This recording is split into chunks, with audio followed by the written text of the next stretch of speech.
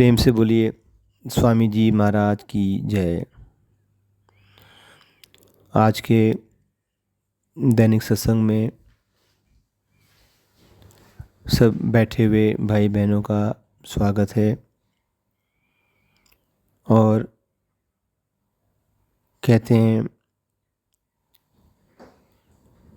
कि जिस समय जिस घड़ी हम परमात्मा की याद करते हैं वो घड़ी परमात्मा के दरबार में सुनहरे अक्षरों में लिखी जाती है। सोई घड़ी सुलक्षणी जब साहिब आवे याद, लेखे में सोई घड़ी बाकी के बर्बाद। क्योंकि जब हमारा ख्याल दुनिया में होता है तो हम दुनिया के भोगों की, दुनिया की वासनाओं की, दुनिया की इच्छाओं की बात करते हैं। और जहाँ हमारा मन होता है हम वैसे ही बन जाते हैं। हमारा मन अगर दुनिया में फैल जाता है तो हम अपना निज स्वरूप भूलकर दुनिया का रूप बन जाते हैं। और जन्मों जन्मों से हम दुनिया का ही रूप हो बैठे हैं। कबीर साहब ने कहा, माया मरी न मन मरा, मरे मर गए शरीर, आशा तृष्णा ना मरी, कह गए दास कबीर। हम अगर अपने जीवन को ध्यान से देखें तो सबसे पहले हमारा बचपन होता है। बचपन में हम खेल कूद में लगे रहते हैं। कुछ बड़े होते हैं तो पढ़ाई लिखाई करके धन दौलत कमाने की चाह होती है। विवाह करके बाल बच्चों में हमारा ध्यान जाता है। मकान कोठियाँ खड़ी करनी हैं और दुनिया की सारी इच्छाएं हैं, उनमें हम लगे रहते हैं। जब शरीर वृद्ध होता है तो हम लाचार हो जाते हैं, एक सीमा में बंध जाते हैं। हमारी इंद्रियों की शक्ति कम हो जाती है और एक समय ऐसा आता है जब हम अपने व्यावहारिक जीवन के लिए अन्य लोगों पर आश्रित हो जाते हैं, चाहे वो घर परिवार के हों चाहे कोई अन्य। फिर अंत समय में हमारा मन जहाँ लगता है वैसे ही हमें अगला जन्म मिलता है। संतों ने कहा, जैसी मति मृत्यु के समय हमारे मन में ख्याल होता है वैसी ही हमारी गति हो जाती है, वैसा ही हमें अगला जन्म मिलता है। क्योंकि आत्मा परमात्मा की अंश है और परमात्मा अपने अंश पर कोई बंधन नहीं डालता, उसको स्वतंत्र छोड़ रखा है। तो हर काम करने के लिए हम स्वतंत्र होते हैं। हम चाहे दुनिया में जाएं, चाहे दुनियावी चीज़ों की इच्छा करें, परमात्मा उसमें बाधा नहीं बनता। लेकिन जब हम परमात्मा की तरफ रुख करते हैं तो अगर एक कदम हम परमात्मा की तरफ बढ़ाते हैं तो परमात्मा 100 कदम बढ़ाकर हमें अपनी शरण में लेना चाहता है। लेकिन जन्मों जन्मों से हमारा ख्याल अंदर नहीं जाता, परमात्मा की तरफ नहीं जाता, अपने स्रोत की तरफ नहीं जाता। बाहरी फैलाव में हम जन्मों जन्मों से उलझे हुए हैं, बंधे हुए हैं, और जैसा हम कर्म करते हैं वैसा ही हमें फल मिलता है। और जन्म मरण का ये सिलसिला अनंत काल से चला आ रहा है। कहते हैं कि जब मनुष्य योनि मिलती है तो वो बड़े भाग्यों से मिलती है। तुलसीदास जी ने कहा, बड़े भाग मानुष तन पावा, सुर दुर्लभ सदग्रंथन गावा। गुरवाड़ी में मनुष्य योनि को सृष्टि की सरताज योनि बताया। ऐसे ही जितने भी धर्म ग्रंथ हैं, संत महात्मा हुए हैं, सब इस मनुष्य देह की, मनुष्य योनि की बहुत बड़ाई करते हैं। कारण क्या है कि मनुष्य योनि एक ऐसी योनि है जिसमें हम साधना करके, जिसमें हम सद्गुरु को समर्पित होकर अपने मूल स्वरूप को पहचान सकते हैं और अपने मूल स्रोत में जाकर मिल सकते हैं। जैसे अगर पृथ्वी का कोई पत्थर या ढेला हम ऊपर आसमान में फेंकें तो वो नीचे आके गिरती है, और जब वो पृथ्वी पर आकर टिक जाती है तभी उसकी यात्रा समाप्त होती है। अगर हमने उसे ऊपर फेंका तो वो नीचे क्यों आती है? क्योंकि वो पृथ्वी का अंश है। तो अंश जब अपने अंशी से मिलता है तब उसकी यात्रा समाप्त होती है, तब उसे चैन मिलता है। ऐसे ही यदि हम कोई दिया जलाएं तो उसकी रोशनी ऊपर को जाती है, क्योंकि वो अग्नि का छोटा सा रूप सूर्य का अंश है। सूर्य इस पृथ्वी पर ऊष्मा का या प्रकाश का स्रोत है। तो प्रकाश का अंश होने के नाते उस दिए की रोशनी ऊपर की तरफ जाती है। चाहे दिए को आप उल्टा करना चाहो, वो फिर दिया की जो रोशनी है वो ऊपर की तरफ जाती है, क्योंकि वो उसी का अंश है।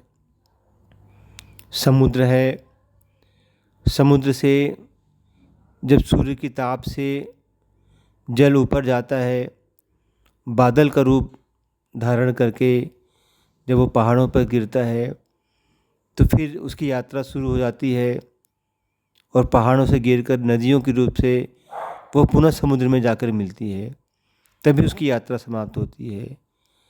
तो कहने का भाव यह है कि जब अंश अपने अंशी से मिल जाता है तभी जीवन मरण का चक्र समाप्त होता है। और ये जो मनुष्य योनि है, इसकी यही बड़ाई है कि इस योनि में आकर हम परमात्मा की भक्ति कर सकते हैं, परमात्मा की प्राप्ति कर सकते हैं। और परमात्मा की भक्ति, परमात्मा की प्राप्ति क्या है? तो बताया है कि परमात्मा एक निराकार ताकत है, लेकिन वो निराकार सत्ता जब इस सृष्टि में इजहार में आई तो दो रूपों में आई, रोशनी के रूप में और नाद के रूप में। इस रोशनी और इस नाद का जिक्र दुनिया के सारे धर्म ग्रंथों में है। बाइबल में इसे लाइट ऑफ गॉड कहा, वेदों में इसे अखंड ज्योति कहा, और कुरान में इसे नूर इलाही कहा। जो आवाज़ या शब्द है उसके लिए प्रणव की ध्वनि, आकाशवाणी आदि शब्दों के द्वारा हमारे हिंदू धर्म में उसे बताया गया।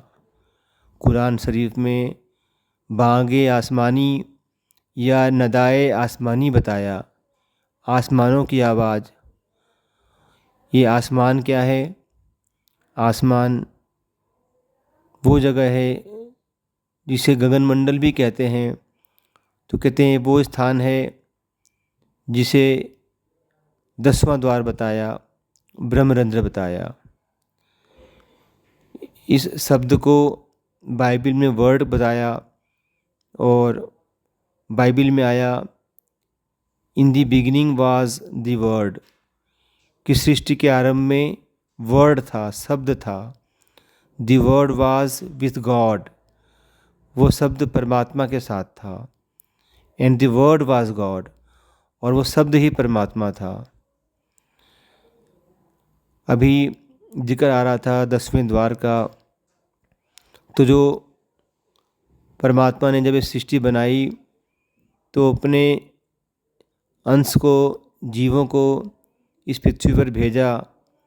तो कहते हैं कि गगनमंडल से अगर हम इस मनुष्य शरीर को देखें तो जो इसका माथा है उसमें जो ऊपर का हिस्सा है उसे गगनमंडल बताया, कि वहाँ से वो जो परमात्मा है उसने जीव को नीचे भेजा और जीव वहाँ से 10वें द्वार पे आई। उस 10वें द्वार तक परमात्मा का जो प्रकट रूप नाद और रोशनी है, ज्योति है, वो वहाँ पे रहती है।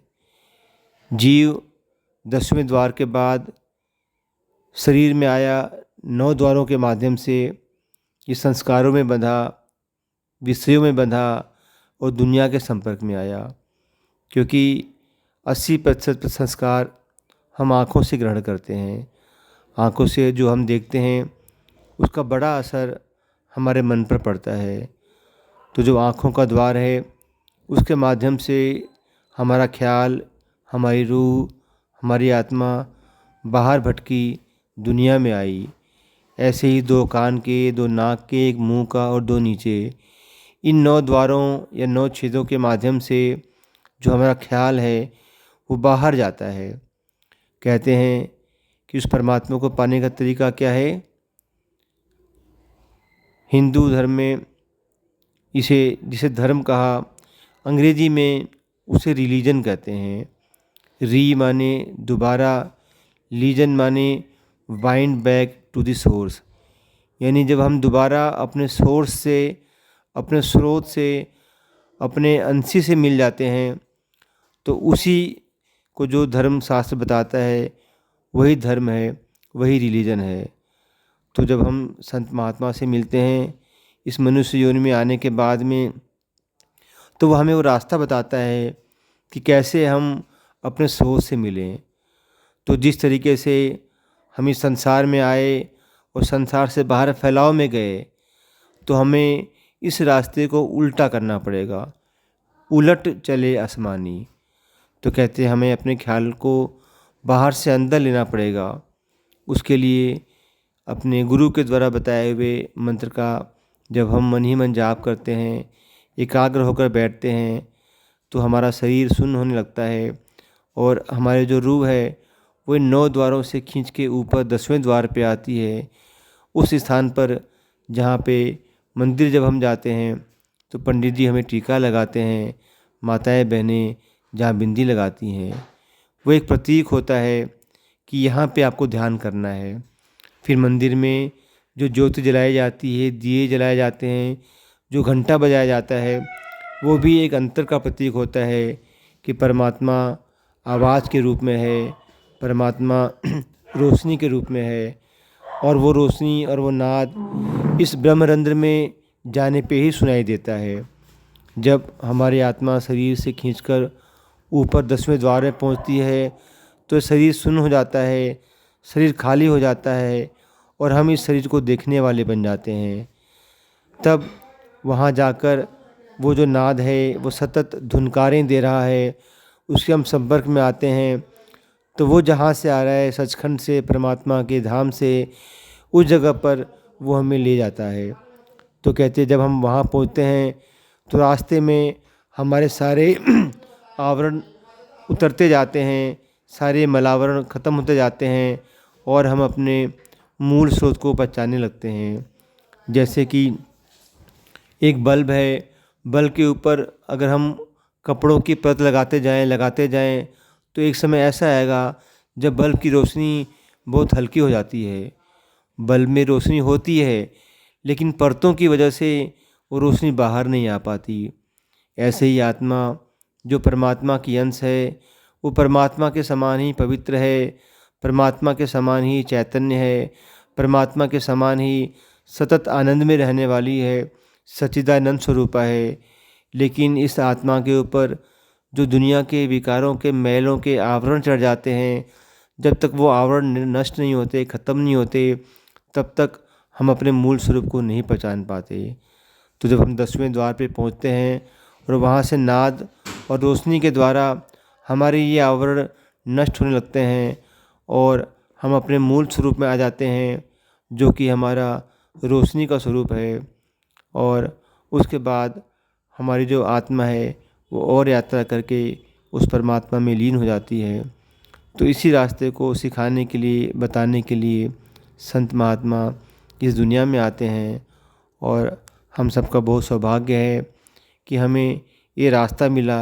एक तो मनुष्य योनि मिली, उसके बाद एक समर्थ गुरु मिला जो हमें दीक्षा देने के समय पे इन बातों का अनुभव देता है, रोशनी का और नाद का। और उस अनुभव की जो पूंजी है उसका इस्तेमाल करके नियमित रूप से हम गुरु के शरणागत होकर जब ध्यान भजन करते हैं तो हमारी ये जो यात्रा है वो अंदर की शुरू हो जाती है। और वहाँ पे जब हम पहुँचते हैं, जिसे हम सचखंड कहते हैं, परमात्मा की गोद कहते हैं, तो वहाँ पहुँचकर हमारा जो स्वरूप है वो परमात्मा में लीन हो जाता है और जो हमारा जन्म मरण का चक्र है वो हमेशा हमेशा के लिए समाप्त हो जाता है। तो इतना ही कह के मैं अपनी बात को समाप्त करता हूँ। प्रेम से बोलिए स्वामी जी महाराज की जय।